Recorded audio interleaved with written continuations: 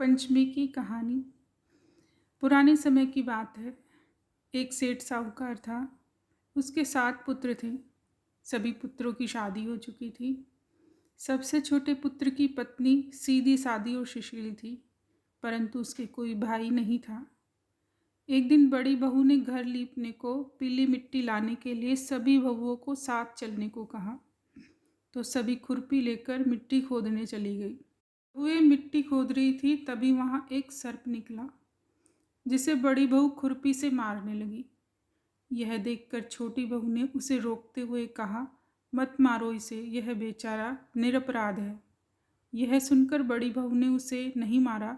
तब सर्प एक ओर जाकर बैठ गया। तब छोटी बहू ने उससे कहा कि हम अभी लौट कर आते हैं, तुम यहाँ से मत जाना। यह कहकर वह सबके साथ मिट्टी लेकर घर की ओर चली गई और वहाँ कामकाज में फंसकर सर्प से जो आने का वादा किया था उसे भूल गई। उसे दूसरे दिन वह बात याद आई, तो सबको साथ लेकर वहाँ पहुँची और सर्प को उस स्थान पर बैठा देखकर बोली, सर्प भैया नमस्कार। सर्प ने कहा, तू भैया कह चुकी है, इसलिए तुझे छोड़ देता हूँ, नहीं तो झूठी बात कहने के कारण तुझे अभी डस लेता। वह बोली, भैया मुझसे भूल हो गई, उसके लिए माफ़ी मांगती हूँ। तब सर्प बोला, अच्छा तू आज से मेरी बहन हुई और मैं तेरा भाई हुआ, तुझे जो मांगना है मांग ले। वह बोली, भैया मेरा कोई पीहर नहीं है, अच्छा हुआ जो तू मेरा भाई बन गया। कुछ दिन बीत जाने पर वह सर्प मनुष्य का रूप रखकर उसके घर आया और बोला कि मेरी बहन को भेज दो।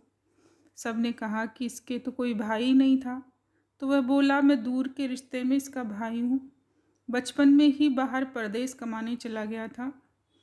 उसके विश्वास दिलाने पर घर के लोगों ने छोटी बहू को उसके साथ भेज दिया।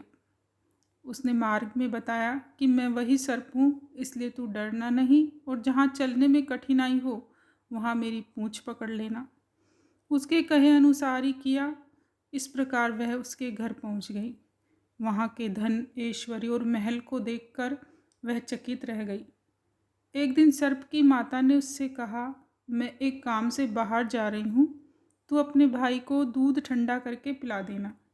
उसे यह बात ध्यान नहीं रही और उसने गर्म दूध पिला दिया, जिससे उसका मुख बुरी तरह जल गया।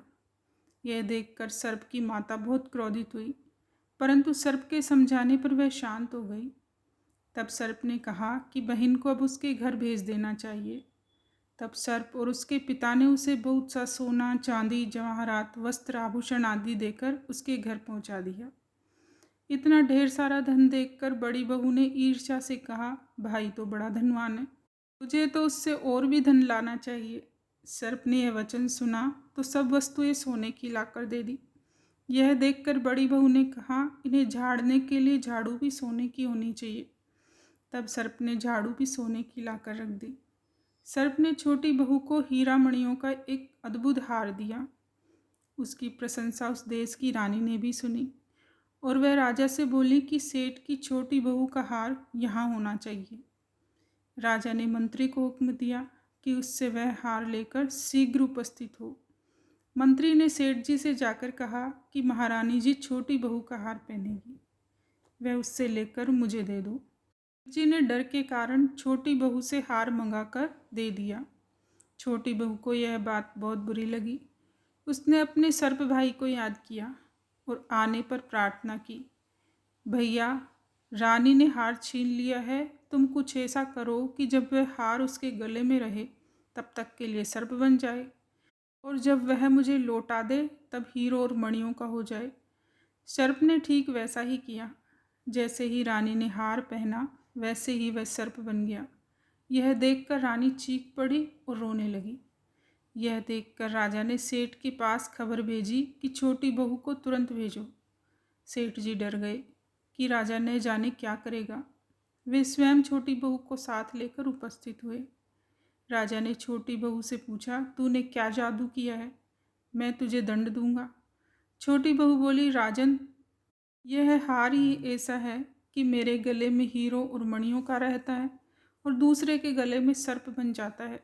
यह सुनकर राजा ने वह सर्प बना हार उसे देकर कहा, अभी पहन कर दिखाओ।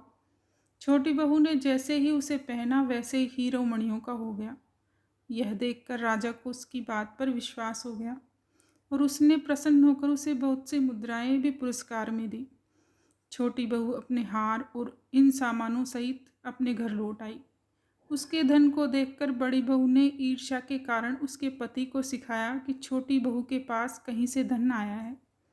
यह सुनकर उसके पति ने अपनी पत्नी को बुलाकर कहा कि ठीक ठीक बता कि यह धन तुझे कौन देता है। तब वह सर्प को याद करने लगी।